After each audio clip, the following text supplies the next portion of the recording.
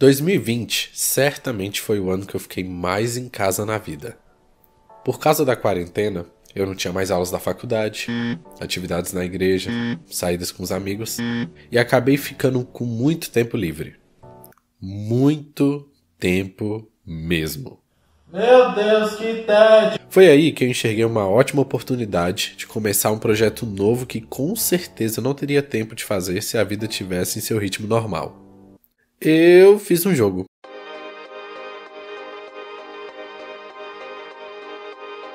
Eu sempre fui um jogador, ou gamer se você preferir, muito casual. Já zerei alguns jogos em consoles como Crash, Mind Over Mutant e Sonic Colors, mas nunca me interessei de verdade nesse mundo. Isso até o ano passado, quando eu e os meus amigos começamos a jogar online praticamente todo dia. A gente jogava vários jogos como Minecraft, Gartic e até Club Penguin nós revivemos. Mas particularmente, a gente jogava muito Valorant. Hoje praticamente só eu ainda jogo mesmo sendo muito horrível. Tipo, muito ruim mesmo, nunca tinha jogado um FPS na vida. Mas depois de alguns meses, comecei a jogar Overwatch também. Um jogo simplesmente perfeito e eu sou apaixonado nas animações e na história. Eu não sei explicar, mas eu gosto muito de, preste muita atenção nisso, jogos com personagens interessantes que possuem poderes diferentes e muitas possibilidades de combinações. Após um tempo jogando e ainda com muito tempo livre, eu pensei, acho que vou fazer um jogo. Comecei a pesquisar diversas engines, que são basicamente programas para fazer jogos, e acabei encontrando o Unity. Para mim, parecia a engine perfeita. Eu já tinha alguns conhecimentos de programação da faculdade, parecia relativamente fácil de usar e tinha uma versão gratuita. Aprender a programar em C#, que é a linguagem utilizada na engine, foi bem tranquilo. Além disso, eu encontrei um canal no YouTube muito legal com diversos tutoriais de Unity. Esse canal aqui, eu não sei pronunciar direito, acho que é Brekis que fala. Eu tenho quase certeza que é isso. Mas é muito bom o canal, vou deixar o link aqui na descrição. Foi aí que eu comecei a seguir os tutoriais e brincar com Unity aos poucos. Enquanto isso, eu sempre estava pensando em que tipo de jogo eu gostaria de fazer. Eu já tinha em mente que queria algo que fosse simples artisticamente, porque minha habilidade artística é inexistente, e que também fosse simples de programar, até porque eu não ia fazer um Dark Souls como meu primeiro jogo, né, garotada? Com isso em mente, eu acabei tendo uma epifania. E se eu fizesse um jogo de dados guerreiros? Para você entender essa ideia, segue o raciocínio. Eu sou muito fã de RPGs de mesa, inclusive acompanho e jogo alguns. Se você não sabe o que é RPG, basicamente é um jogo onde você monta um personagem e interpreta ele junto com outras pessoas que também têm seus personagens. Para organizar todo mundo, existe uma pessoa especial chamada Mestre, que organiza a história e o mundo onde seus personagens vão viver. Em praticamente todos os RPGs, você rola diversos tipos de dados para ver se os ataques e as ações do seu personagem dão certo, e até o quanto de dano você causa. Então, por exemplo, você pode criar um guerreiro, que toda vez que acerta um golpe de espada, causa a quantidade de dano que você rolar no dado. E foi aí que eu pensei, e se os próprios dados fossem os guerreiros, os magos e os heróis dessa história toda? Para mim, essa ideia era perfeita em todos os aspectos. Primeiro, os personagens seriam literalmente poliedros com um rostinho, um estilo muito parecido com alguns shows bem legais que tem no YouTube, como esse aqui, o BFDI. É literalmente uma animação com objetos que tem bracinhos, perninhas e um rostinho muito tranquilo de fazer. Fofo, simples e executável por uma pessoa sem talento para desenho como eu. Segundo, com os diferentes dados, eu poderia criar um jogo com personagens interessantes que possuem poderes diferentes e muitas possibilidades de combinações. Entendeu agora? E assim, a ideia inicial de Dice Warriors nasceu. Eu comecei escolhendo quais dados seriam os personagens principais. Acabei escolhendo os 5 sólidos de Platão, que coincidentemente são todos dados. O tetraedro, o cubo, o octaedro, o dodecaedro e o icosaedro. Para não ficar falando esses nomes grandes, vou chamar eles pelos nomes que a gente chama os dados nos RPGs. Esse é o D4, porque ele tem 4 lados. Esse é o D6, o D8, o D12 e o D20. Montei as primeiras artes e as primeiras armas bem fofinhas e bonitinhas no PowerPoint. Uma ferramenta completamente não usual para esse tipo de coisa, porém é a ferramenta que eu sei usar.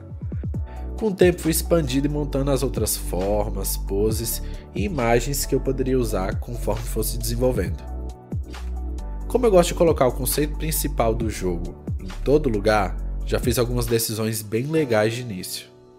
Os nomes dos personagens seriam nomes que lembrariam suas formas.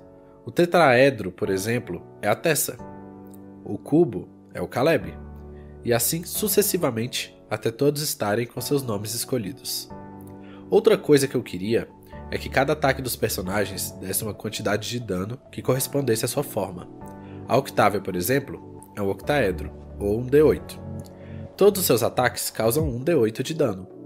Porém, você pode me perguntar, mas não seria totalmente desbalanceada a coitada da Tessa, que é um D4, causar apenas 4 de dano, enquanto o Ícaro, que é um D20, poder causar até 20?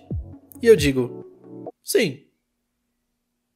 Mas isso pode ser corrigido com as habilidades de cada personagem. Nesse caso, eu fiz com que a Tessa fosse uma arqueira muito ágil, que dispara várias flechas por segundo. Ela tem a velocidade e o combate à distância ao seu favor. Já o Ícaro possui a espada mais poderosa do jogo, porém ele é ligeiramente mais lento e possui menos golpes por segundo. Utilizando essa filosofia, eu fui equilibrando e pensando nos poderes dos personagens de forma individual. Com o tempo, as habilidades foram tomando forma e cada personagem ficou com um conceito bem interessante. O Caleb possui um kit de dano constante, como a Tessa, porém um pouco mais corpo a corpo. A Octavia possui habilidades que precisam de contato muito próximo, porém ela tem muito escudo para se defender. O Dominique não é tão rápido, porém tem a habilidade de empurrar os inimigos para longe. Eu poderia ficar falando sobre isso por muito tempo, mas eu acho que vocês pegaram a ideia. Foi só uma questão de tempo até todos os personagens estarem prontos para batalhar na arena. Seguindo o mesmo princípio, os inimigos são basicamente vários tipos de moedas que causam 1d2 de dano ao jogador. Afinal de contas, uma moeda é um dado de 2 lados, né? E assim, o jogo chegou em um ponto onde já estava jogável, ficando cada vez mais legal. Conforme eu fui pensando melhor nas personalidades dos dados, eu chamei alguns amigos para dublar algumas falas para eles. Para minha sorte, eu sou um cara criativo rodeado de amigos talentosíssimos que sempre topam participar dos meus projetos malucos. Queria agradecer mais uma vez a cada um deles por emprestarem suas vozes aos meus personagens e dizer que todos eles ficaram incríveis. Vou colocar aqui algumas das minhas falas favoritas, inclusive das moedas, que sou eu que dublo. Acho que eu vou mudar meu nome para Tessa Vardim. Tô pegando fogo, bicho. Bora, galera! Preciso derrubar mais do que a Tessa hoje. Eu vou queimar geral. Observar, aprender, modificar. Sempre funciona. Só preciso da minha cabeça, do meu escudo e de umas bombas. Tenho tanta espada quanto escudo. Lembre-se disso. Vai pro chão! Tragam a chuva. Os raios são por minha conta. Eu sou a tempestade. Nós somos os moedas. Minha estratégia hoje será infalível.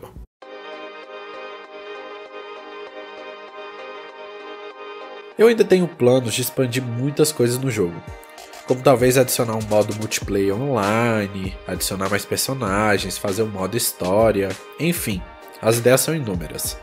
A última adição que já está no jogo é o Rank Online, em que você pode enviar sua pontuação e aparecer para todo mundo se ela for uma das mais altas. O jogo está disponível para download, tanto no blog que montei para o jogo, quanto no site de jogos indie, itch.io. Links estão na descrição. Se você chegou até aqui, considere deixar o like e compartilhar esse vídeo para ajudar na divulgação de Dice Warriors. Atualmente eu parei um pouco com o desenvolvimento do jogo para trabalhar em outros projetos muito legais que sairão em breve. Então se inscreve no canal para ficar sabendo desses novos projetos assim que eles saírem. Muito obrigado por assistir e até mais.